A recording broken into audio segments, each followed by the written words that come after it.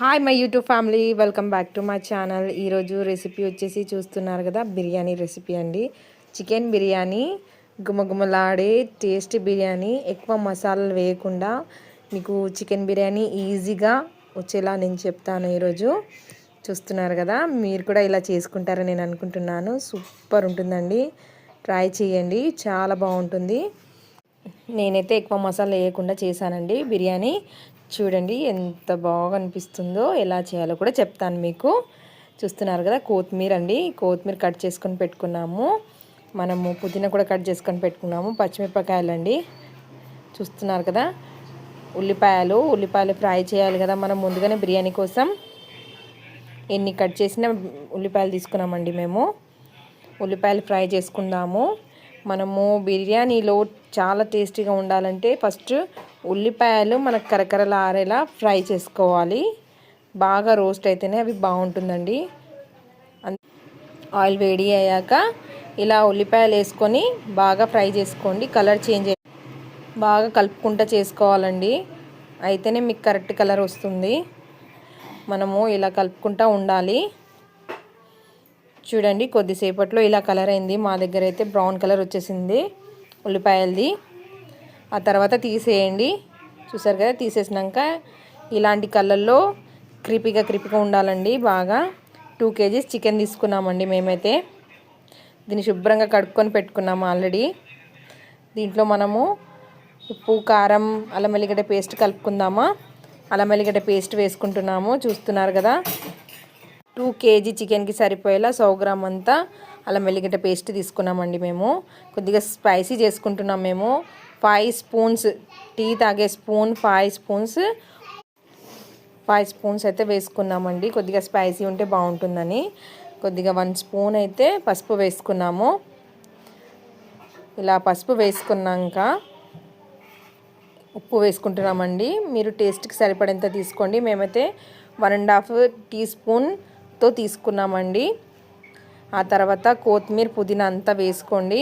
పుదీనా వేసుకున్నాక అయినా కొత్తిమీర వేసుకోండి. అంతా వేసుకున్నాక ఇలా మొత్తం పచ్చిమిరపకాయలు కూడా వేసుకోండి.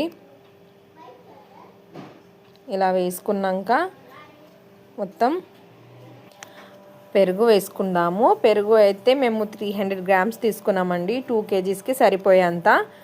చూస్తున్నారు కదా, 300 గ్రామ్స్ వేసుకున్నాము. పెరుగు వేసుకున్నాక ఇక మనము మసాలాలన్నీ కలుపుకోవాలి కదా. మొత్తం బాగా కలుపుకోండి అన్ని మసాలాలు.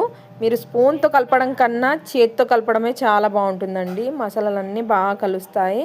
ఒకవేళ మీకు చేతితో కలపాలని లేకపోతే స్పూన్తో కలుపుకోండి. నేనైతే సజెషన్ ఇస్తాను, చేతితో కలపడం వల్లనే మన బిర్యానీ అనేది చాలా టేస్టీగా ఉంటుందండి.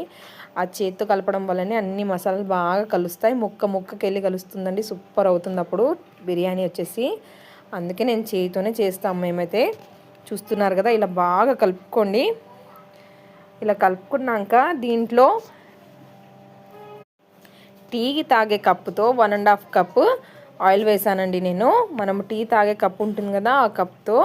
మీకు కొలత ఈజీగా అర్థం కావాలని చెప్తున్నాను నేను.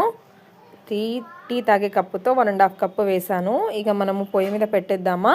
పెట్టేసి ఇది కొద్దిగా చికెన్ అనేది ఉడికే వరకు ఇలా చూస్తున్నారు కదా, ఇలా మెత్తగా చికెన్ అయ్యే వరకు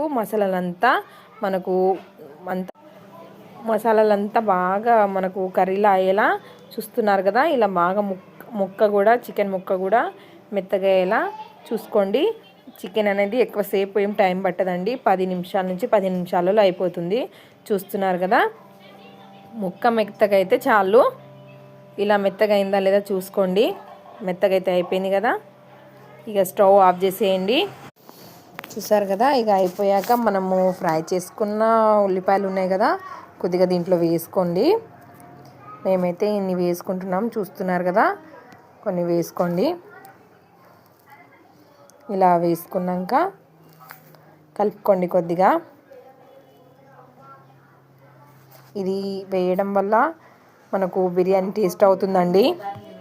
ఆ తర్వాత నిమ్మరసం వేయండి. నేనైతే 2 నిమ్మకాయలు పెద్ద సైజు తీసుకున్నాను. మీరు కూడా 2 వేసుకోండి. ఇలానే నిమ్మరసం అనేది వేయాలండి. వేయడం వల్లనే మనకు బిర్యానీ అనేది టేస్ట్ అవుతుంది. ఇలా కర్రీలోనే వేస్తేనే బాగుంటుందండి.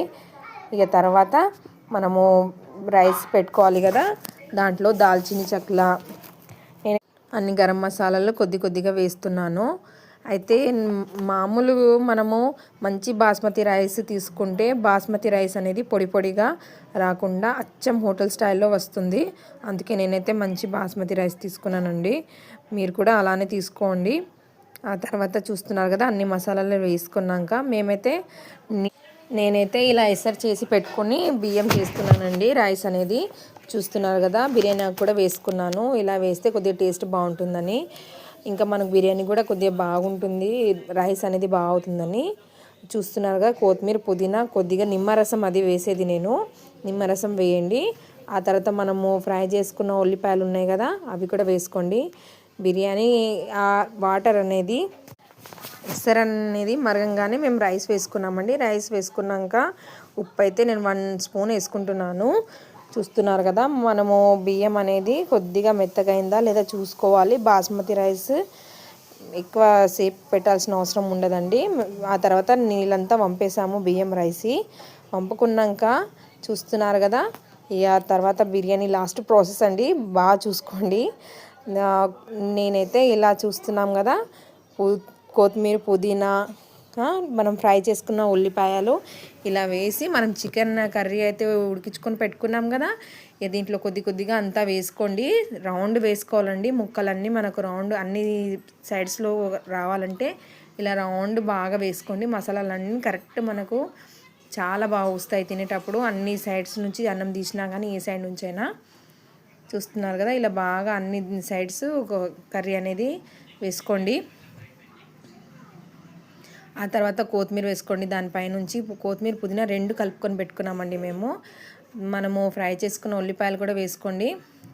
ఈ అన్నం మొత్తం వేసేసి, చూస్తున్నారు కదా, ఇక పైనుంచి మొత్తం మేమైతే 2 kgs రైస్, 2 kgs చికెన్ తీసుకున్నామండి. ఈ తర్వాత పైనుంచి కూడా కొద్దిగా కొత్తిమీర, పుదీనా వేసుకోండి. ఇలా మొత్తం వేసుకున్నాక చూస్తున్నారు కదా, ఇక మేమైతే మొత్తం వేసుకున్నాము. ఉల్లిపాయలు ఇలా వేసుకోండి, ఫ్రై చేసుకుని ఇలా వేసుకున్నారు. రౌండ్ వేసుకోవాలండి మొత్తం అన్నం అంతా.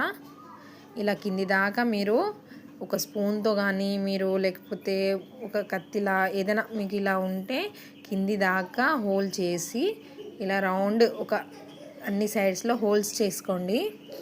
బిర్యానీలో చేసుకున్నాక చూస్తున్నారు కదా, ఫుడ్ కలర్ వేసుకుంటున్నామండి మేమైతే.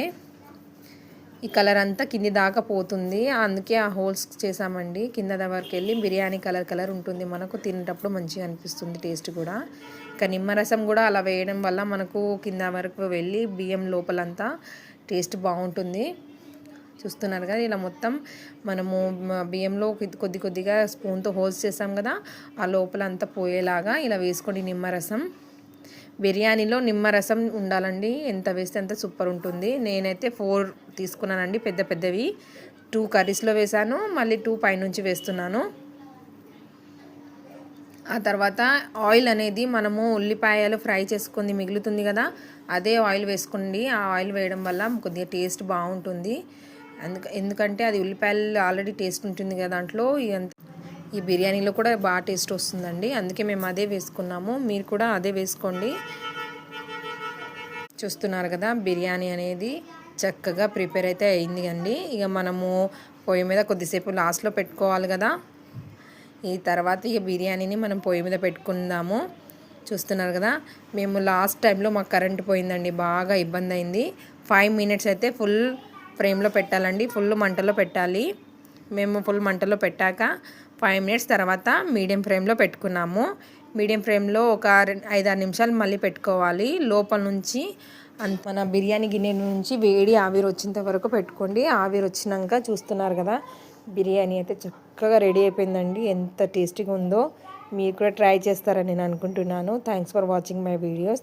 Thank you so much. మా చిన్నోడు తిని చెప్తాడు చూడండి, బాగుందో, సూపర్ ఉందట.